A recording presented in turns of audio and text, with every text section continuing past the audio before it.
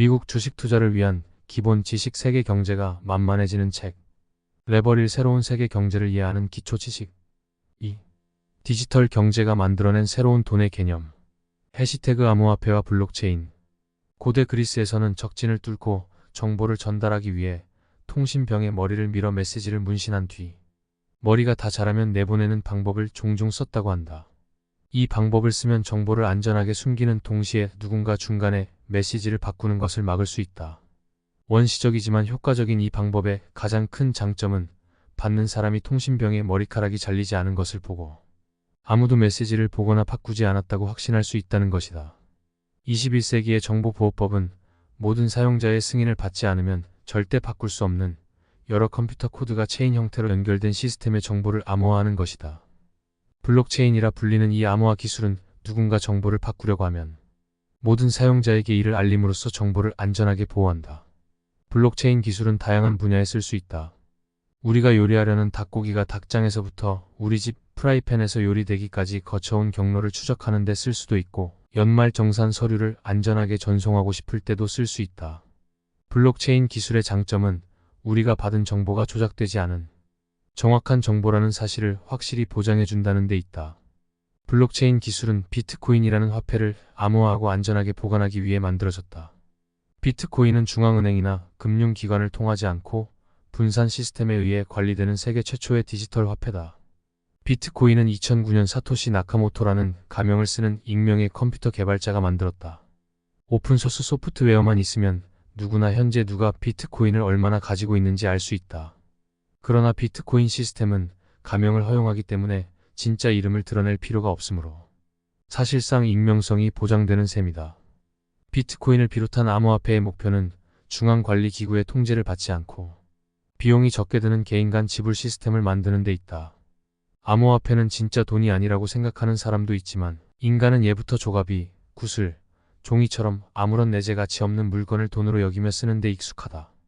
디즈니 만화에 나오는 스크루지 영감이라면 금화 더미 속을 헤엄이라도 치겠지만 사실 밖에 나가서 쓰지 않는 한 금화가 아무리 많아도 그것 자체로 할 수 있는 일은 없다. 화폐가 의미하는 것. 돈이란 무엇일까?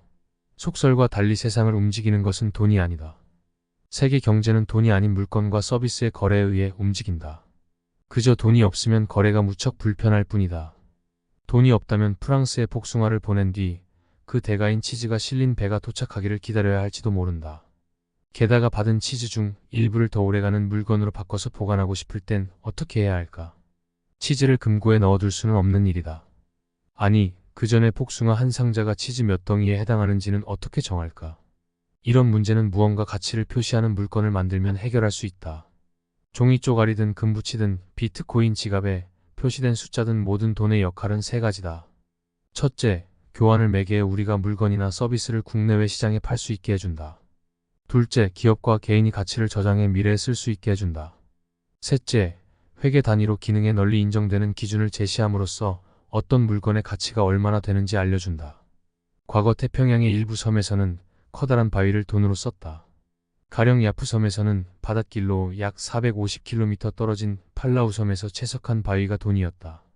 큰 바위를 야프 섬까지 옮기기가 어려웠기 때문에 야프 섬에서 돈으로 쓰이는 바위의 수는 제한돼 있었다. 덕분에 화폐가 지나치게 공급되는 일이 없이 섬 내 물건과 서비스의 가격을 일정하게 유지할 수 있었다. 야프 섬의 바위는 거래할 때마다 현금처럼 다른 사람에게로 넘어가는 것이 아니라 중립적 공간에 그대로 남아있다는 면에서 현대의 암호화폐와 꼭 닮았다. 어떤 바위의 소유권이 누구에게 있는지는 대개 입소문을 통해 주민 전체에게 알려졌다.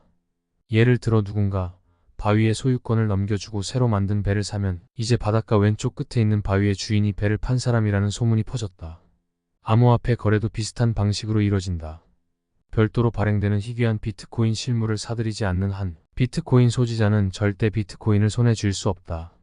그가 비트코인의 소유자라는 증거는 블록체인으로 암호화된 정보 저장소에 남아있는 기록뿐이다. 비트코인 소지자가 무언가를 사면 시스템은 이 거래를 반영해 업데이트된다. 거래는 사는 사람의 비트코인 지갑과 파는 사람의 비트코인 지갑 사이에서 이루어지지만 이 소유권 변동은 모두가 보고 검증할 수 있도록 블록체인에 기록된다. 한번 검증된 거래는 철회할 수 없다. 암호화폐 거래가 매력적인 이유 중 하나는 은행이나 금융기관을 거칠 필요가 없으므로 현금이나 금을 쓸 때와 마찬가지로 신원을 완벽하게 감출 수 있다는 것이다. 많은 국가가 암호화폐를 금지하려는 이유도 암호화폐가 마약이나 훔친 총 같은 불법 상품을 거래하는 데 쓰일 것을 우려해서다. 하지만 지금도 현금을 쓰면 불법 상품을 익명으로 구입할 수 있는데 암호화폐를 쓴다고 해서 더 나쁠 게 있을까? 모든 사용자에게 실명을 쓰도록 하는 암호화폐를 만들면 오히려 이 문제에 대한 해결책이 될 수도 있다. 암호화폐 거래는 모든 사용자에게 공개되어 검증을 받아야 하므로 자금 세탁이나 탈세 같은 범죄를 막는 이상적인 수단으로 쓰일 수 있을 것이다. 내재 가치가 없는 화폐를 살 생각이 없다면서 암호화폐를 사용하지 않는 사람이 많지만 사실 암호화폐는 문명이 시작된 이래로 오랫동안 사용되어온 동전이나 지폐와 별반 다르지 않다. 1973년 근본이제가 폐지되고 스미스소니언 협정에 의한 고정환율 제도가 무너지면서 대다수 주요 통화는 외환시장에 따라 환율이 변하는 변동환율 제도를 따르게 됐다. 현재 주요 통화의 가치는 사람들이 그 화폐를 소유하기 위해 지불하고자 하는 금액이 얼마인지에 따라서만 결정된다. 이제 화폐는 유럽중앙은행이나 일본은행 같은 통화 발행 기관이 특정 통화의 가치가 하락할 정도로 과도한 양의 화폐를 발행하지 않을 것이라는 신뢰에 기초한 시스템일 뿐이다. 주요국 정부에 의해 관리되는 이 법정 통화 시스템도 언제나 안정적인 것은 아니다. 통화 가치는 크게 널뛰고 짐바브웨나 베네수엘라 사례에서 보듯 종종 휴지 조각이 되기도 한다. 이런 면에서 현재의 화폐 시스템이 암호화폐 시스템보다 더 낫다고 말하기는 어렵다. 실제로 비트코인을 비롯한 많은 암호화폐는 미래 통화 공급량에 제한을 두고 있는데 이는 어떤 법정 통화도 하지 못한 일이다. 2008년부터 2009년 초까지 작성된 현재의 비트코인 프로토콜은 장기 안정성을 확보하기 위해 유통할 수 있는 비트코인의 총 공급량을 2100만 개로 제한했다.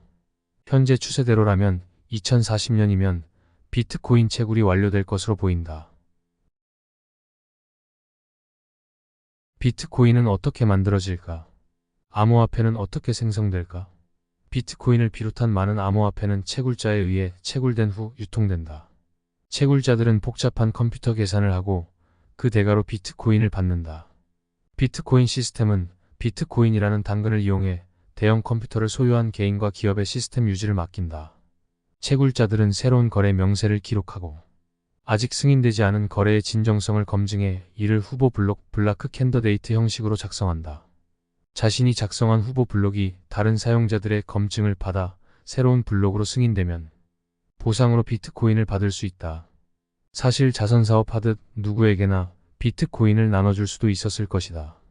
하지만 비트코인을 만든 이는 거래 횟수가 늘어날수록 시스템 운영 비용이 기하급수적으로 증가할 것이라고 예상했다. 그래서 시스템 운영에 필요한 일을 하는 사람에게만 새로운 비트코인을 제공하기로 한 것이다. 비트코인은 누구나 채굴할 수 있다. 처음에는 주로 개인이 비트코인을 채굴했다. 하지만 2010년대 말이 되자 계산이 복잡해지면서 엄청나게 성능 좋은 컴퓨터가 필요해졌고 결국 거대 컨소시엄이나 기업만 새로운 비트코인을 채굴할 수 있게 됐다. 현재 대형 서버팜들이 비트코인을 채굴하는데 소모하는 에너지는 아일랜드 전체의 에너지 소비량에 맞먹는다고 한다. 더군다나 성능 좋은 컴퓨터가 채굴에 뛰어들면서 비트코인 공급량을 제한할 목적으로 채굴에 필요한 계산이 점점 더 복잡해지고 있기 때문에 전력 소비는 더 늘어날 것으로 보인다. 비트코인 채굴 업체들은 컴퓨터 냉각 비용을 줄이고자 아이슬란드처럼 추운 곳이나 미국 워싱턴주 동부처럼 수력 발전소가 있는 곳에서 주로 작업한다. 정부 정책으로 인해 전기세가 비정상적으로 낮은 중국에도 많은 채굴 업체가 있다. 이들은 이산화탄소를 내뿜는 석탄으로 만든 에너지를 채굴에 사용한다. 비트코인이 다른 주요 통화들과 어깨를 나란히 하려면 비트코인 채굴에 따르는 환경오염을 막을 장기적 해결책이 나와야 할 것이다. 암호화폐가 해결해야 할 일. 한순간에 익명의 인물에게 옮겨질 수 있는 암호화폐의 형태로 많은 재산을 소유하는 것은 위험 부담이 클 수밖에 없다. 2010년대 말 암호화폐 100만 장자를 납치해 암호화폐를 넘기라고 요구하는 범죄가 여러 건 일어났다. 사건은 수백만 달러에 달하는 몸값을 납치범들의 암호화된 계좌에 직접 송금하는 것으로 마무리됐지만 납치범을 전혀 추적할 수 없었다. 2019년에는 바이낸스라는 암호화폐 거래소가 4천만 달러에 달하는 암호화폐를 도난당하기도 했다. 가게의 신용카드 단말기를 해킹해 손님의 신용카드 정보를 빼돌리는 것과 비슷한 수법으로 거래소 이용자 중 일부의 개인 키를 빼돌린 것이다. 비트코인이 널리 사용되기 위해 극복해야 할 또 다른 문제점은 시간이 흐를수록 거래 비용과 거래를 처리하는 데 걸리는 시간이 점점 늘어난다는 것이다. 신용카드 소액 결제에 대해 판매자가 지불하는 수수료는 평균 2% 수준이다. 수수료 면에서 비트코인은 점점 신용카드에 비해 경쟁력을 잃고 있다.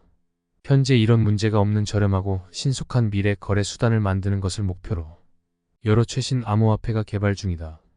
일례로 2019년 페이스북은 유로, 미국 달러, 영국 파운드 등 이미 통용 중인 주요 법정 통화로 구성된 통화 바스켓에 가격이 연동되는 새로운 형태의 화폐, 리브라를 만들겠다고 발표했다. 이용자들이 페이스북이 운영하는 플랫폼인 왓츠앱, 인스타그램, 메신저 등에서 리브라라는 새로운 돈을 안전하고 편리하게 주고받을 수 있게 하는 것이 목표다. 마지막으로 짚고 넘어갈 문제점은 암호화폐의 높은 변동성이다. 2010년대의 비트코인 가격은 금이나 S&P 500, 그리고 달러에 비해 몇 배나 높은 변동성을 보였다. 위험을 즐기는 투자자가 아닌 이상 아직은 주식, 채권, 부동산 같은 전통적인 투자 수단을 택하는 것이 더 나은 선택으로 보인다. 사실 높은 변동성은 암호화폐가 널리 받아들여지기 위해 넘어야 할 가장 큰 장애물 중 하나다. 이상으로 이 디지털 경제가 만들어낸 새로운 돈의 개념, 암호화폐와 블록체인이었습니다.